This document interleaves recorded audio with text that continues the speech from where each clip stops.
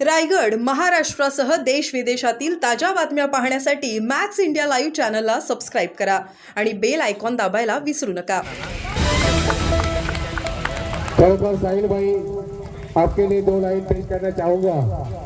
इंसानियत की दौलत कोई नीलाम नहीं करेगा, अच्छे काम करने वालों के हाथ कोई कलाम नहीं करेगा।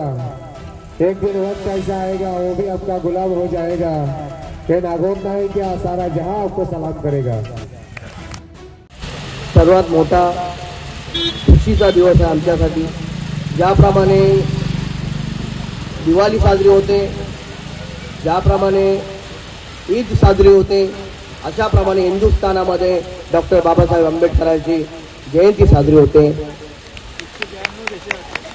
192 देशात आता आहेतच मला आशीर्वाद द्यायला। तुम्ही माझा मित्र, एक टाइम आम्ही एका बँचवरती अभ्यास केलं आणि आता ते गायक झालेले आहेत। मलाही त्यांनी साथ दिलं। त्यांच्या गाण्याला सबस्क्राईब करा तुम्ही। काही जणांना वाटेल काही साहिलभाई काय बोलतील, ईश्वराची कृपा आहे, तुमचा आशीर्वाद आहे। नागोठणे शहराचा खासदार,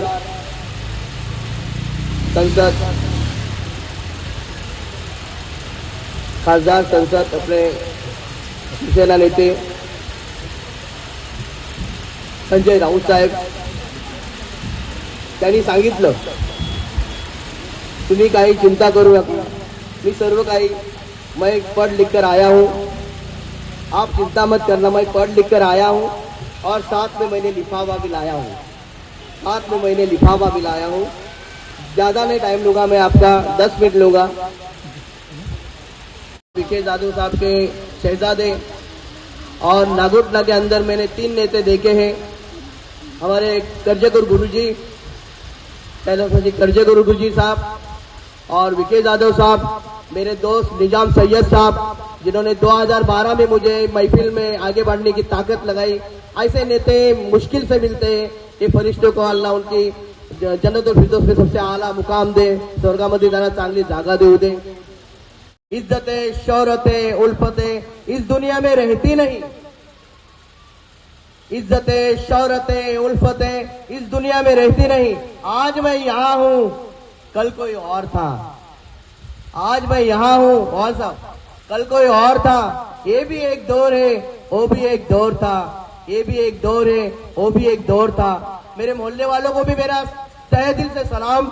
साहिल भाई 1.5 साल भले महफिल में आपके आया नहीं, मगर आज भी मोहब्बत है। जब तक संविधान जिंदा रहेगा, साहिल भाई की मोहब्बत हमेशा लोगों के दिलों में रहेगी।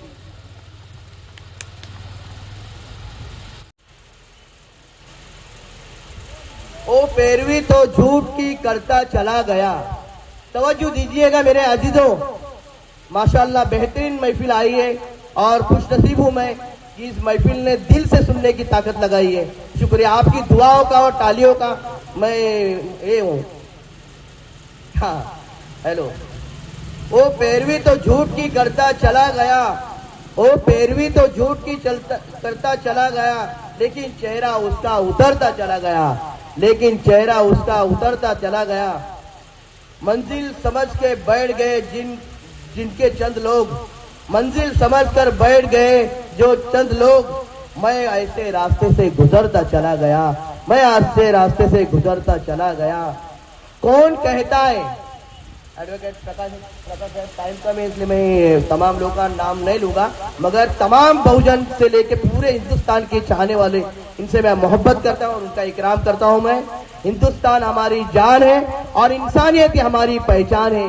जो शॉर्ट एंड स्वीट में मैं इतना बताना चाहता हूं, अगर बाबा साहब ना होते तो हम किधर गए होते, किसी चिराग की तरह जलकर बुझ गए होते। मगर बाबा साहब जिनको पढ़ने के लिए स्कूल के पीछे जहां पर जूते लगाते वहां पे पढ़ने के लिए रखा और वो स्कूल में पढ़ते थे। बाबा साहब के दिल में आया कि यार मैं इतना समझदार और आगे बढ़ने वाला, आज मेरे समाज का क्या होगा। इन्होंने बच्चों की और पूरी जिंदगी का बलिदान दिया और बाबा साहब आंबेडकर ने हमको हक और बात करने का एक ताकत दी। ये संविधान की ताकत है। कौन कहता है कि नफरत से दुनिया चलेगी।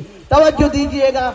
अल्हम्दुलिल्लाह, आपको इतना बोलना चाहता हूं मैं कि कोई एक भी महफिल में एक भी बंदा नाराज नहीं हो सकता। साहिल भाई जब खड़ा रहता है तो रू के अंदर आवाज चली जाती है। ये ओहाल साहब हमारे उस्ताद है और चंद्रकांत काका है, सुनील देवरे है और मेरे शायर है तो एक से एक है। हम तो आहिस्ता आहिस्ता इनके माध्यम में सीखे हुए हैं। कौन कहता है कि नफरत से दुनिया चलेगी? तवज्जो दीजिएगा, कौन कहता है कि नफरत से दुनिया चलेगी? डॉक्टर बाबा साहब अम्बेडकर कहते हैं। डॉक्टर बाबा साहब अम्बेडकर कहते हैं संविधान से दुनिया चलेगी।